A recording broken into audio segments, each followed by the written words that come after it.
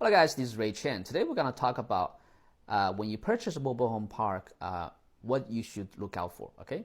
So first, you got to check the financials, right? You want to check the 3 years profit and loss statement. You want to check the tax return, and you want to check, how much they spend for capital improvement, like for example, sewer system or water line. What did they pay to spend to improve the system? And also you want to,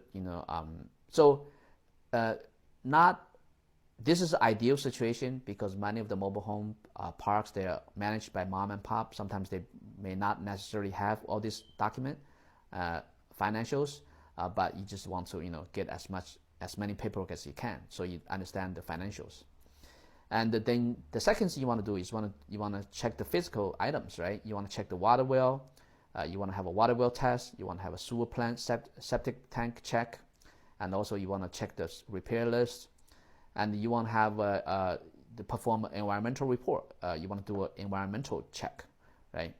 That's usually a couple $1,000s. It's very important because if you don't check the environmental, let's say if there is an environmental problem, the cost of repairing the environmental problem is usually in the hundreds and thousands of dollars. And obviously, you want to check the map of the park, the lot size. You want the owner to disclose to you if there's any infrastructure problem. And you want to get the contractors, all the information of the service providers, from the owner.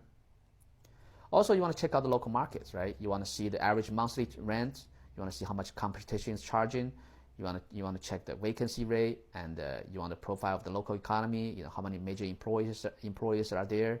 You don't want to buy a park in an area where there's only one employer. So what if that employer left, or if they're bankrupt? Then the people wouldn't have a job. Then they wouldn't stay there. They would move away, right? And also you want to make sure that there's no zoning or permit problems with the city or county. And as I said earlier, you want to make sure the environmental report, pass the environmental report check. And also you want to see what's going on in the area. You want to look at the population growth. You want to look at the job growth. You want to look at the rent growth. You want to look at the housing price trend. So you want to check all these trends to see if they're going up or going down.